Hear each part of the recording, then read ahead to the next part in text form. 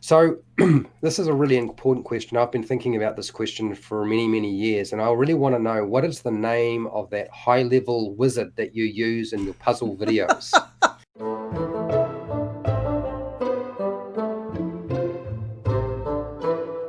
Hi, welcome to HowtoDandD. My name is Fred Wheeler, and today I'm not really going to necessarily talk about Dungeons and Dragons. I have a guest with me today. I have Wally DM, and Wally, thank you for coming on. Thanks for having me, Fred. And well, if you're not going to talk about Dungeons and Dragons, I'm going to talk a little bit about it. So Now, I believe there's a book out written by an individual that bears your name called Wally's DM's Journal of Puzzle Encounters. yes, Oh, fresh off the press from Drive Through RPG. Yeah, this is it right here. Wally DM's Journal of Puzzle Encounters. so Wally, how about you tell us something about this book? So, what is actually in the book? Uh, what is in the book? 60 puzzles that you can put in your D&D game. See there, I'm already jumping into the Dungeons and Dragons talk here a little bit. It's actually system neutral though, so if you play Pathfinder, if you play a fantasy role-playing game, if you play D&D, these puzzles can be they're encounters, and you can just put them in your game, or if you want to take the idea, adjust it to fit your game, you can do that as well. I've even had folks use some of my puzzles in like Starfinder and games like that. But yeah, so there's 60 puzzle encounters in there, and I've also got a few other things, like I have a table of 100 different dungeon rooms, and you can get your percentile die out. So if you're creating a dungeon and you are unsure of what to put in a room, roll your percentile die, and I give you an unfinished idea that you could use and put in your game. Oh, okay, cool. All right, so I kind of already knew the answer to this, so, but I guess in terms of the puzzles that are in there, there's 60 puzzles. Mhm. Are any? I mean, how many are new? How many are old? Because you have a lot of puzzle videos on your channel, your YouTube channel. I do, yes. I have over 60 puzzles on my YouTube channel. And when I set out to do this book, I wanted to include my classics, the ones that a lot of folks really, really enjoyed, and I've got a lot of great feedback on. So there is approximately half of the book, a little bit less than half of the book, are pre-existing puzzles. The other half, I believe there's like 32 of them that are brand new that are not on my channel. And the only folks that have seen those are a few that play tested them. Okay, all right. So, I mean, that book looks pretty heavy. It looks pretty big. It doesn't It's look like it's a lightweight piece of writing. How many pages in there, mate? there's about, with our our little legal information at the end, there's about 86 pages, and I would say that each puzzle encompasses about between 1 or 2 pages. So just kind of a quick layout there. This is one of the brand new puzzles in the book there. Okay, all right. So, how long did it take you to write the book and like publish the book? Well, I actually started brainstorming the idea for the book at Gen Con in 2018. So we are coming up on 2 years that I've worked on this thing. That's a long time. It is a long That's not, time. yeah. And you got like a full-time job, plus you run a YouTube channel, plus you've been trying to make that happen at the same time. Exactly, and I went through spurts. I mean, there's, not gonna lie, there's a few times that I probably put it away for a couple of months, but the closer I got to finishing it, the more encouraged I was to keep going and to um, just work on it that much harder. So the first year was kind of putting the pieces together, like, oh, this is going to take forever. But once I started hitting that second year, that's when I really started getting motivated and putting that extra time in. You got family as well, don't you? I do. I do. Yep. Family. Yep. Family. I have a campaign that I run, a D&D campaign. I've got the YouTube channel I try to keep up with. My wife and I are big disc golfers. If you're familiar with disc golf, we do a ton of that. In fact, I do more disc golf than I do D&D and YouTube creations. So Okay, all right. So I guess I get a big question for a lot of people will be, will you be making videos on the new puzzles that are in the book on your YouTube channel? I do plan on making some, mainly because I love some of these puzzles, and I know one of my friends from my Discord community, Immortal, he put it best that it's almost different reading the puzzle than it is seeing the video, because a lot of the puzzles that are in the book that I've already done a video on, I changed them up a little bit in the book. And I would probably do the same if I took a few of the puzzles from the book and then put them on the YouTube channel.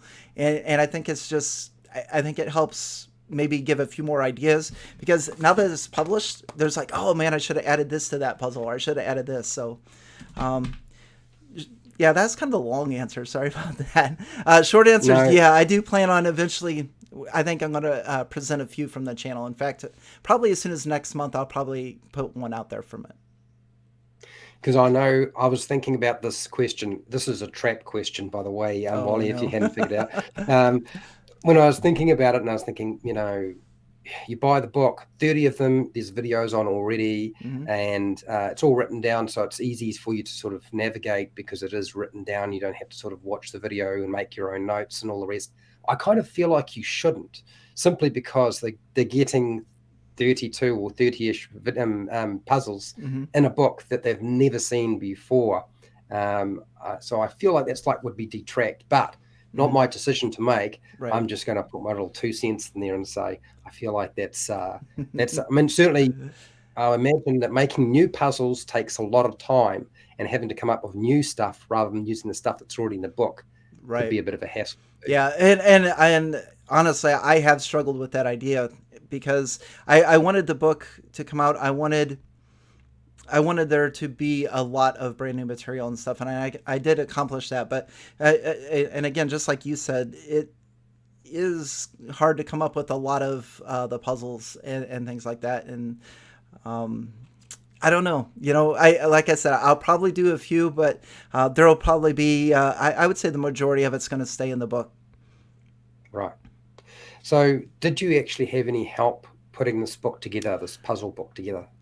I did, and the help came in the form of artists, because I can't even draw a stick figure.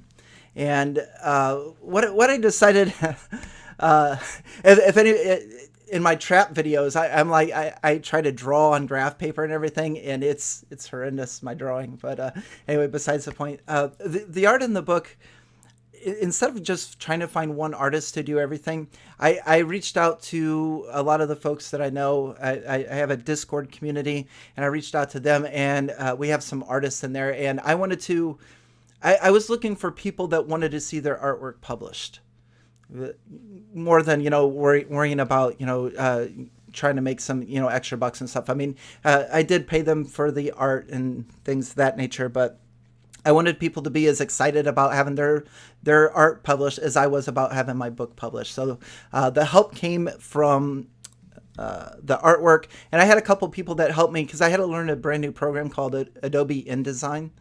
Well, it's not brand new, but it was brand new to me. But as far as the book goes, I did all the writing, I did all the editing, I did all of the layout myself. So the help came in the form. I had a couple of people help me, just answering some questions, and then of course the art. Okay. So what would be like your favorite puzzle in this book, and why? Oh, Fred, this is like asking me to choose which one of my kids are the favorite. And someone will always ask you that question, right? Right. Oh, Which is your favorite child? right. Exactly. Oh my goodness. Do we I have to come back to that question? Do you need time to think? you know, yeah, I am. There's so many I'm excited about. Like right off the top of my head, I would say the proverbial shrine, which is kind of my fantasy RPG puzzle of Stonehenge.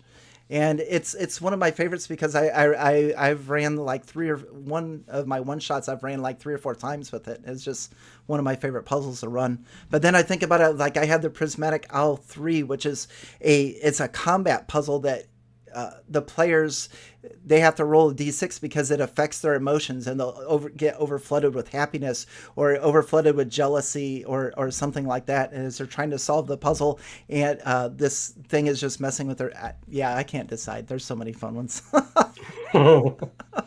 So I guess like how much did it cost you to actually put this book together? It must have cost you some money It did. And some outlay. Yeah. So the main chunk of it was the artwork, and that I would probably say that was probably about 80% of the money invested into it. And the remaining part of the money that I had to invest was the program, which is Adobe InDesign. You have to pay a monthly subscription. And believe me, once I started putting it in Adobe InDesign, it made me want to get that book done faster and faster, because it's like $32 a month to have this program. And I probably racked up about $150 with Adobe. So I would say altogether, I probably spent about $700 investing into the book. That's quite a chunk of money. I mean, I'm thinking about it in my money, and I'm on New Zealand and you're in the US. So US dollars, yeah. Your money is worth about 1.5 of my dollars. So Oh, wow. Yeah, that's about $1,000. Yeah. I know guys who have used InDesign, and they teach it and they get it for free because the company pays for it, so they don't even have to worry about that sort of issue. But if you're not working for a company and you're doing it on your own, it's a big chunk of cash, isn't it? Yeah, very much so. So this is a really important question. I've been thinking about this question for many, many years, and I really want to know, what is the name of that high-level wizard that you use in your puzzle videos?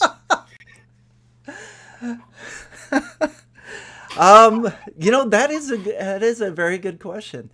And for those of you not familiar, in my videos, I've always needed a way.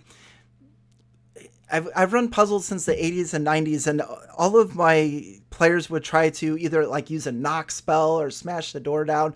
And finally I just said, heck with it. This was created by a 36th level wizard, so there's no way you're getting through this unless you do such and such. And I kind of just brought that over into my games. And Fred, I think he needs a name, and I don't know what it is.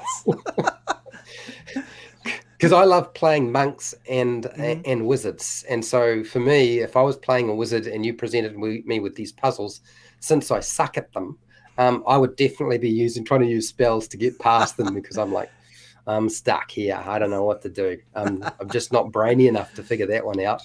So yes, I wanted to know the name of that wizard, so I can go have a little chat with him.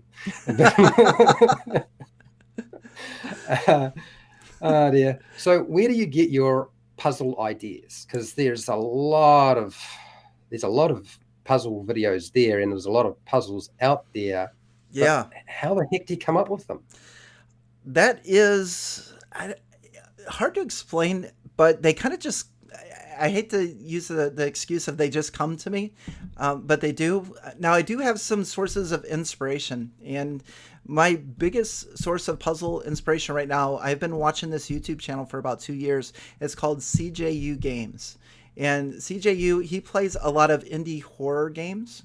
And a lot of those indie horror games have puzzles in them, or at least ideas. And so like for 30 to 40 minutes before I go to sleep at night, I'll watch some of his videos, and just seeing him play through these games, and it just starts sparking ideas just like that. So, and then in the past, of course, like I said, I've been creating puzzles since the 80s and 90s.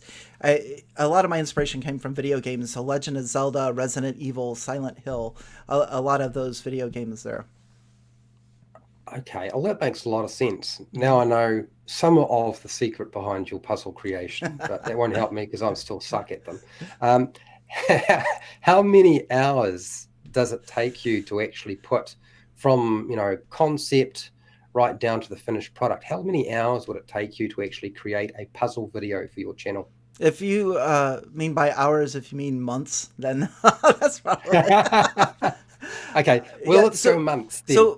So here's kind of what I do in a nutshell is I get an idea. Let's say I'm going to take one of my puzzles is called the Magic Mouth, and I'm driving one day, and I was just like, I want to create a puzzle that the players have to solve using their sense of taste. And that's the beginning of it. So I write that down, use sense of taste. And then I just brainstorm, how am I going to do this? I kind of work backwards from the start. And that can take a few days, and I can have something written out and I can start recording it and putting it on my channel, or that may take weeks or months. I have written down puzzle ideas that are years old that I haven't been able to complete. So yeah, it takes forever, and it's because I'm a little bit of a perfectionist, and I want to make sure I'm running all the scenarios through my head. You know, what if they do this? What if they do this? I try to plan for everything. I try to give alternatives and options. But once I finally do have the puzzle down where I want to present it, it usually takes me about a day. Within about anywhere between, I would probably say between 3 to 8 hours, depending on how many times I have to restart my camera. So there are lots of different parts to your videos, right? It's not like it's one take. Usually you have to sort of change position.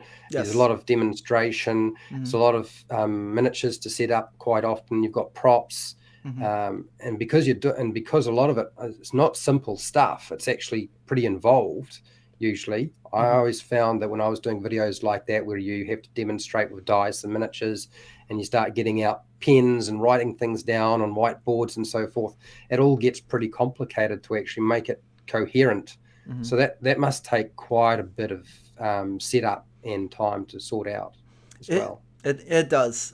Every once in a while, I'll get it like on the first take, and everything will just snap, just like go like, and then I'm just like, yes, you know, finally, you know, got it good, you know. But a lot of the times, yeah, I'll go through it, and then as I'm editing, I've gone through it and I've recorded the entire thing, and then I'm editing it, and I'm unhappy with it, and then I just go, because I recorded in another room, so I'm like, okay, back to the drawing board, and I go back, I erase everything I did, and I start all over.